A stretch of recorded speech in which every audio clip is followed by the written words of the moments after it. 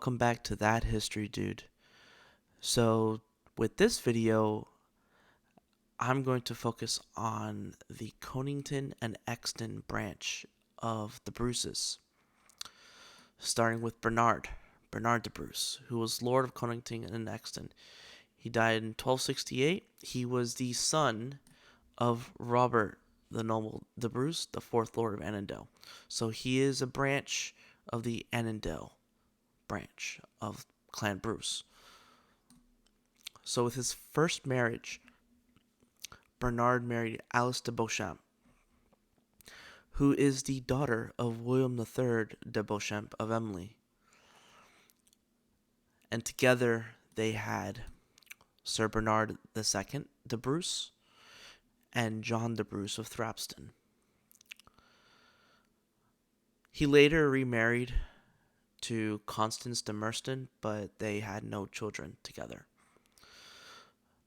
So John de Thrapston had a son, Bernard Bruce of Thrapston, and no other information is known of that branch of family.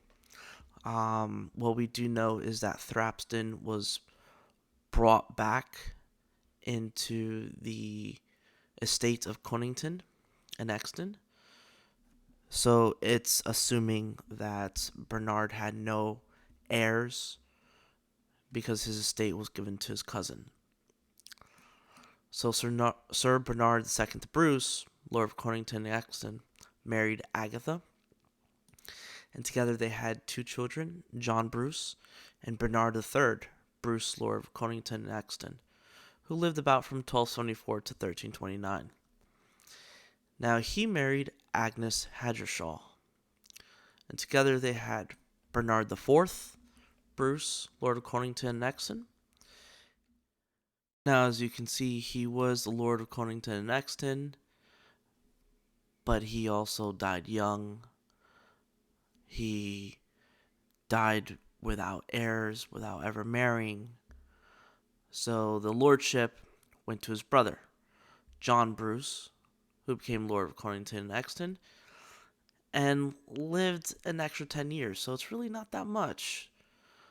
John Bruce married Margaret de Beauchamp, and yes, this Margaret de Beauchamp is related to Alice de Beauchamp from Bernard de Bruce, the first Lord of Conington and Exton.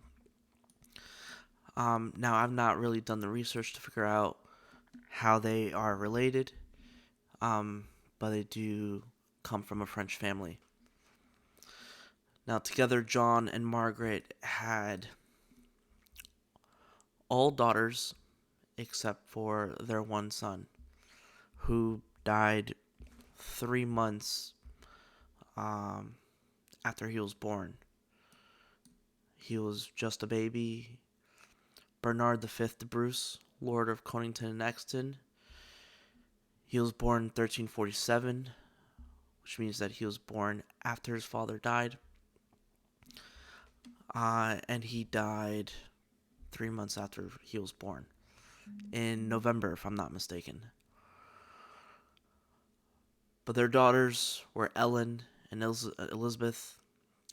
Both of these daughters became nuns at Bullington Priory. And because they became nuns, obviously they never married and they never inherited any lands or estates or wealth.